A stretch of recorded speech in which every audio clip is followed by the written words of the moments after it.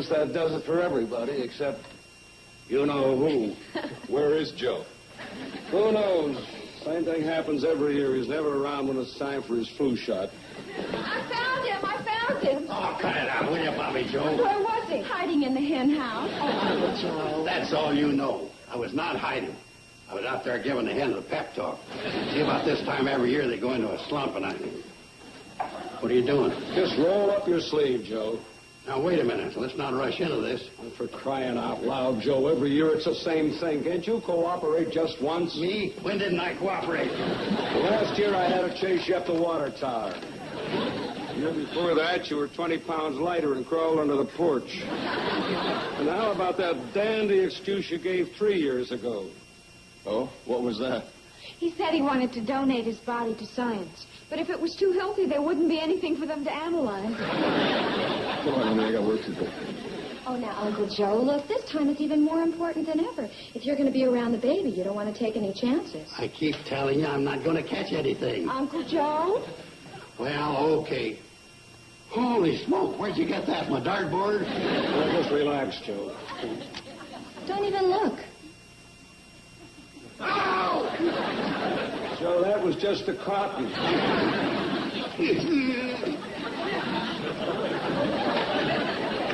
Oh, Doc, finally tracked you down. What's this announcement you sent into the World Guardian? Oh, I think it's self-explanatory. Well, I'll say it's self-explanatory. If I print this, the whole valley will be up in arms. What is it, Mr. Drucker? He's quitting.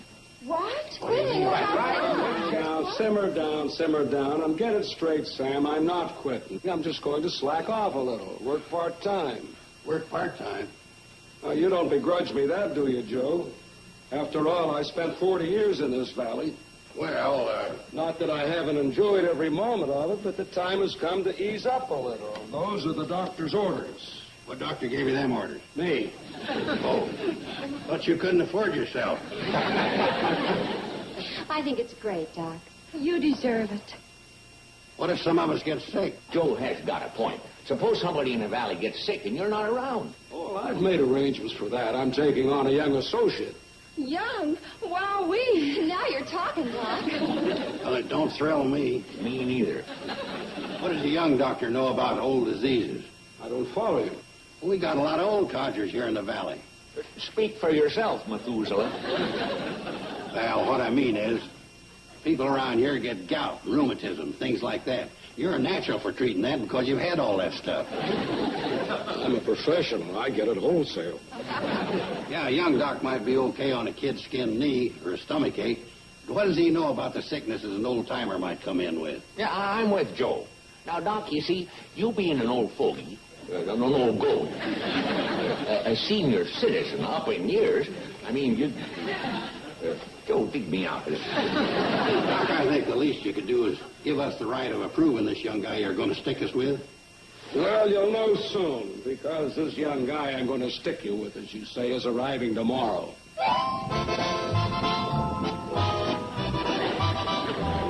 It must be him now.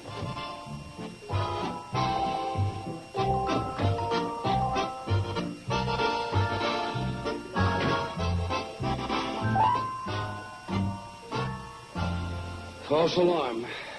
Yeah. Well, even under the old schedule, I'm late now, so we've got to go. I expect she's a passenger. Excuse me, ma'am. Are you planning to catch the cannonball? No, I'm here to meet someone. I see. Oh.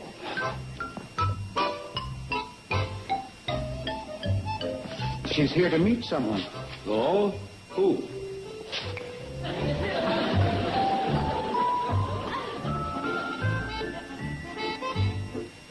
Ma'am, who are you meeting? Dr. Stewart. Oh. Oh.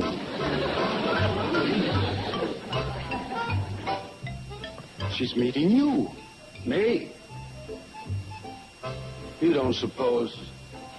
Oh, no, it couldn't be.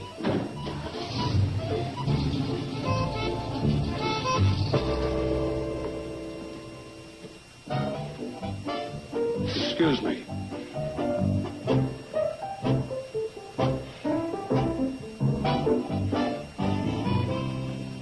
How do you do? I'm Dr. Stewart. Oh, how nice of you to meet me. I'm Dr. Craig. Yes, well, naturally, I wanted to meet you. Only I'm something of a surprise. Well, yes, you could say that. Oh, but I was expected. I have a letter from Dean Lawrence. Oh, yes, that's fine. But, you see, when I asked Dean Lawrence for an associate, I didn't expect, well, I naturally assumed that, but to put it bluntly, madam, you're a woman. Diagnosis correct, Doctor. And this is a rural area. And a young man might fit in better. Frankly, yes. Well, that's why I wanted Dean Lawrence to let me come without warning you. I was afraid that if you had a choice, I wouldn't stand a chance. Well, you're here. Oh, dear, you make that sound as though you're stuck with me. Oh, no, I'm sorry if it came out that way, but it's just that, well, you see, my patients are going to be expecting a male doctor, and, well... It's going to take a bit of a selling job. You do have a knack of hitting the nail right on the head, Doctor. Yes, Wendell? Well, I hate to interrupt, but I'm the engineer, and I run the train, and I don't like to rush you folks. Dr. Craig, this is Wendell Gibbs. How do you do, Mr. Gibbs? I'm delighted to meet you. Well, I'm delighted to meet you, Miss... Doctor. Oh, no. I mean... Oh, no. I guess that's one of the selling jobs? Yes, and he's one of the easiest ones.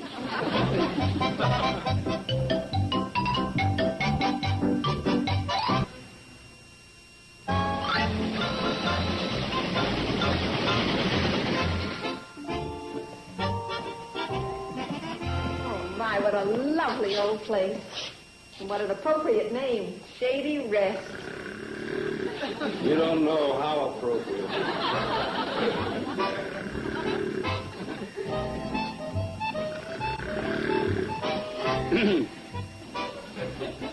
I thought he might like to know I brought him paying guests.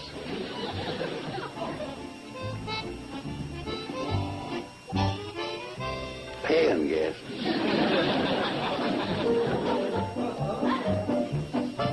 Good morning.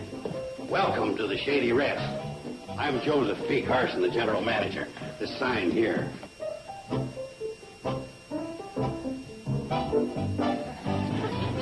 Oh, what an adorable desk clerk. Thank you, ma'am. Oh, him. Late as usual, huh? You're supposed to warn me when guests arrive. Where were you, sleeping on the job again? I can't imagine being met by anyone nicer. Hey, Janet Craig, M.D. Oh, you're from Maryland. Try again, Joe. M.D., North Dakota? No, MD is right. It just doesn't stand for Maryland. The only thing I can figure out for M.D. is... You're kidding. How do you do, Mr. Carson? How do you do, ma'am? Doctor. Yeah. Oh, Uncle Joe, we won't be gone long. We're going to go over to the high school for a little tennis. Actually, we're firming up our figures for when that new young doctor arrives. Well, you can stop firming.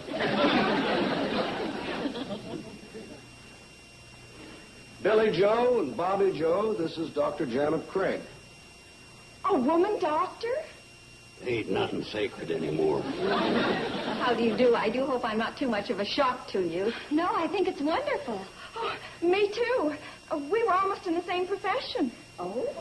Yes, last year Bobby Joe was going to perform heart transplants, but now, unless I'm mistaken, she's decided to be a famous novelist or a foreign correspondent? Whatever. Do you play tennis, Dr. Craig? Yes, I love it. As a matter of fact, maybe we might have a game after I'm all settled in. Hey, that'd be great. Well, see you later. Bye. Bye-bye, girls.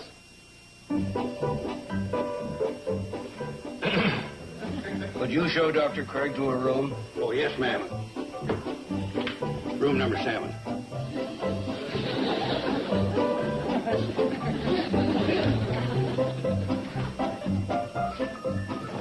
See you later, Doctor. All right. Thank you very much, Dr. Stewart.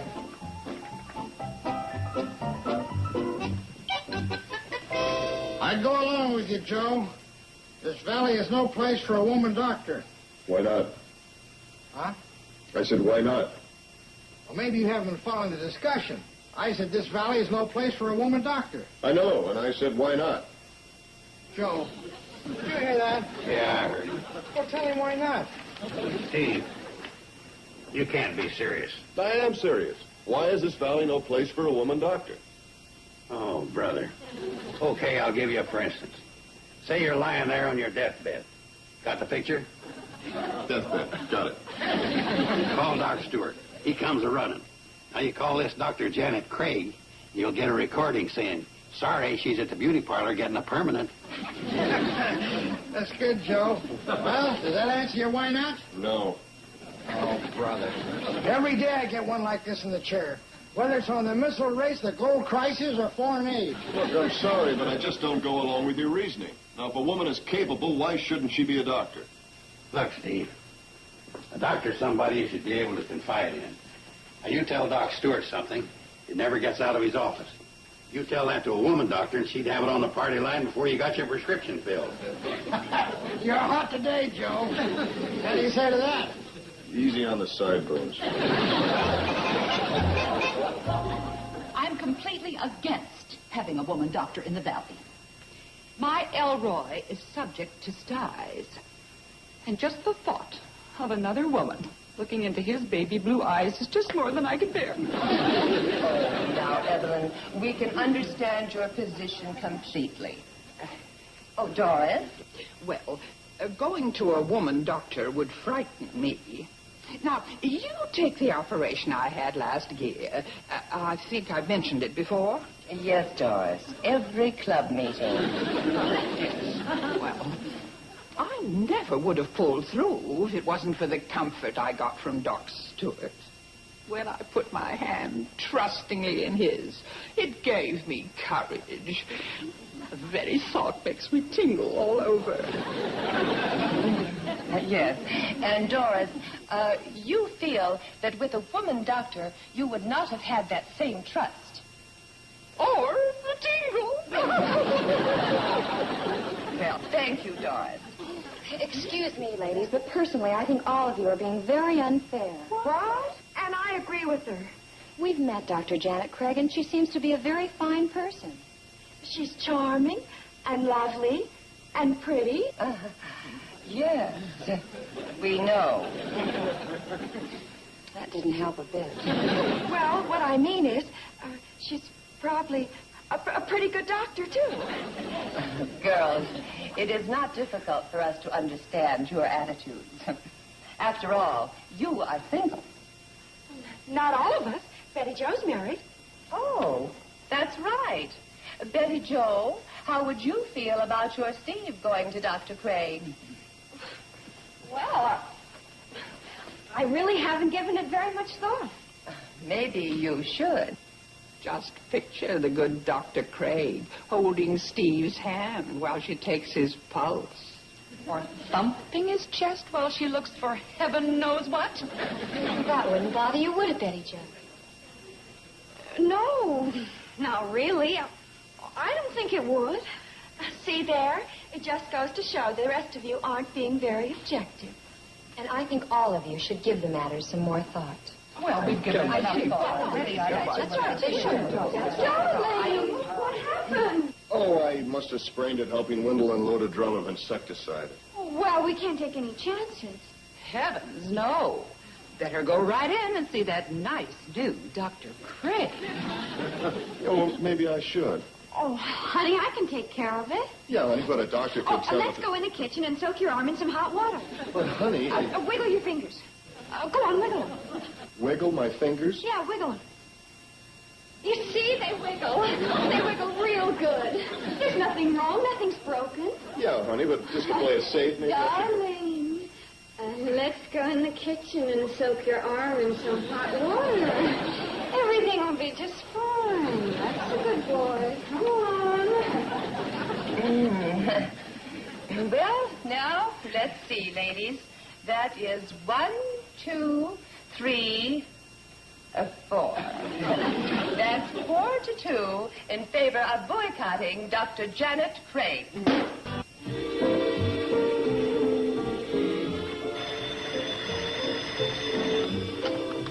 Dr. Stewart's office. Dr. Craig speaking. No, I'm sorry, he's not here. May I help you?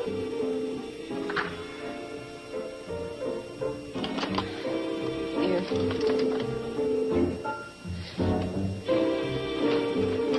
Oh, hello, Doctor. Any activity while I was gone? Oh, my goodness, yes. 3 patients came in. And when I asked them if I could help them, they said, no, thank you. They'd come back when the doctor was in. And they all made a special point of underlining doctor.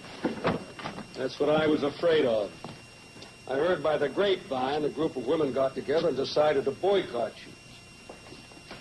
Oh, then I guess I'll just have to specialize in male patients. Don't count on it. I stopped by the barber shop for a shave, and when I went in, Bert and the customers looked at me as if I was carrying a case of virus in that little black bag. Oh, dear. Well, that doesn't sound too encouraging. Oh, it's too bad. If you were to pack up and take off, I couldn't blame you. Me? Leave? Oh, no, Doctor. Not on your stethoscope. No, I like a small town. And the idea of the shady rest is something I've always dreamed of. But if the people in the valley won't accept you. Dr. Stewart's office. Dr. Craig speaking. Yes, just a minute. You want me? Yes? Oh, yes, Mr. Miller. Yes, I will right away. All right. We've made our first breakthrough. That's what we need. Now, what's the problem? Oh, my goodness. I don't know. I was so excited about being wanted, I didn't even ask. Well, I'd better come along just in case. Oh, no, Doctor. No, please don't. No, that would spoil everything. This is the chance I've been waiting for. Wish me luck. Sounds like she went for it. Hook, line, and sinker. Terrific. When she gets out to your place and finds out you need her because your cow Lillian's giving birth to a calf, that'll be the end of Madam Doctor. Joe, isn't this being a little mean? No, Sam. It ain't being a little mean. It's being big mean. But it's for a good cause. Right. A rural doctor's got to expect a call like that. If she's going to practice here in the valley, this is what she'll be up against. And it's an act of mercy that she finds out now. This way, she can pack her little black bag and leave quietly. No harm done. I don't know, Joe. After all, she is a woman. Yeah, but a doctor first. Now, you take Doc Stewart. To him, a patient was always a patient, whether it was a man or a goat. True. And sometimes, like in your case, it was hard for him to tell the difference.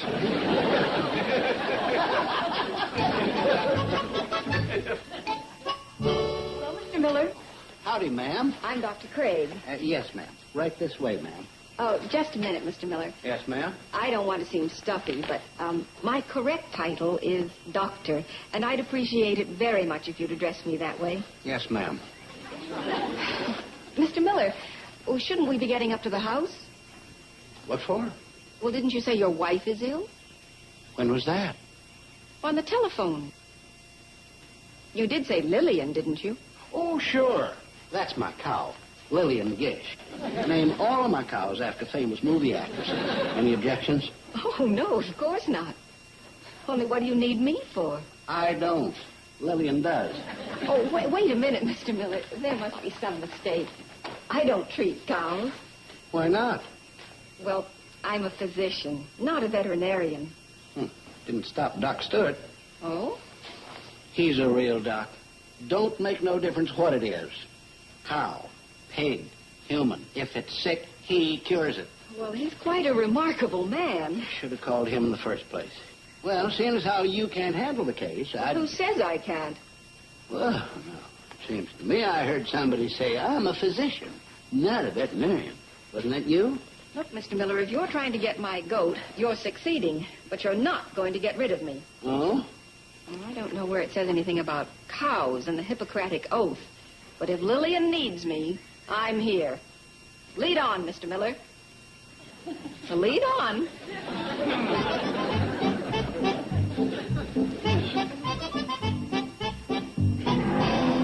This is Lillian. Oh, well, hi, Lillian. What seems to be her complaint? Complaint? Well, she ain't got any complaints. She's just getting ready to calf, that's all. Oh, of course. Oh, I see. Good Lord, woman. You didn't think she got into that shape from eating green apples? I'm afraid I'm not a country girl. Lady, that don't come under the heading of a big surprise. You sure you don't want me to send for Doc Stewart? Absolutely sure. But what do you expect me to do for her? I mean, if she's going to have a calf, why don't you just let her have it? Fine, if it all goes well. But what if it don't? I set a lot of store by Lillian. I see. All right, well, I guess I'd better take up the vigil. There now, Lillian. What are you hoping for, honey? A boy or a girl? Oh, you don't care, do you, girl? Just as long as it's healthy. Confound it, Ben. You had no right to pull a stunt like that. Why not? She's a doctor, ain't she? Sure, but she's not used to things like this. Well, she's going to do doctoring around here. She dang well better get used to it. That or clear out. You people are the most stubborn... Oh, forget it. Dr. Craig, you all right? Yes, I'm fine. Are you sure? Positive. But more important, mother and daughter are doing well. Nice work.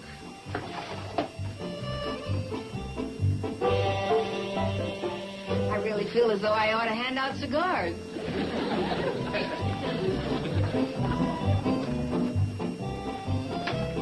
Take it easy, Lillian. So at first I thought it was going to be a perfectly simple birth. And then I realized it just became evident that she'd breached, and so I... Well, that isn't an easy job, even for a strong man. Well, it's amazing what you can do when you really have to. What do you suppose he'll call her? Oh, probably Dorothy L'Amour. He's moving into modern times, you know. Oh, my. Just look. Isn't this a lovely and restful place? Yes, it is. But I don't imagine you'll miss it much after tonight. What do you mean? Well, you're not still planning to stay, are you? Oh, why not?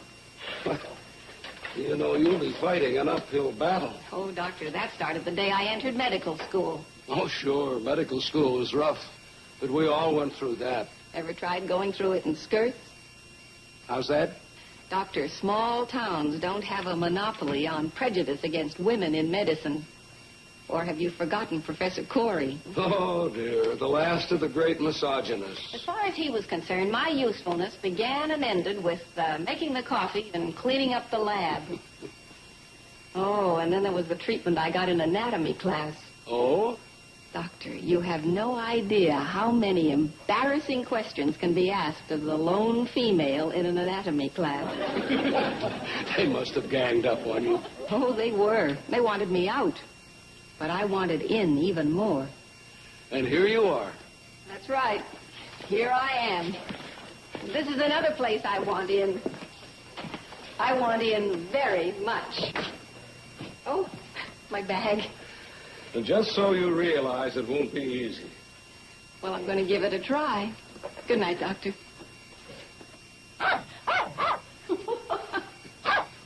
See? Well, I already have someone on my side. Oh, you have more than that. You have at least three. There's Dog, and me, and don't forget Dorothy L'Amour. Come on.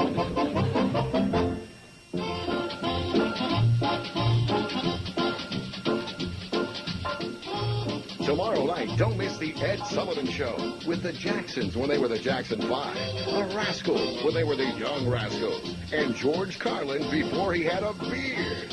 It's an entire hour with Ed Sullivan. Tomorrow night, starting at 8 Eastern, 5 Pacific, only on TV Land. Now, stay tuned for the Sonny and Cher Show, next on TV Land. Petticoat Junction.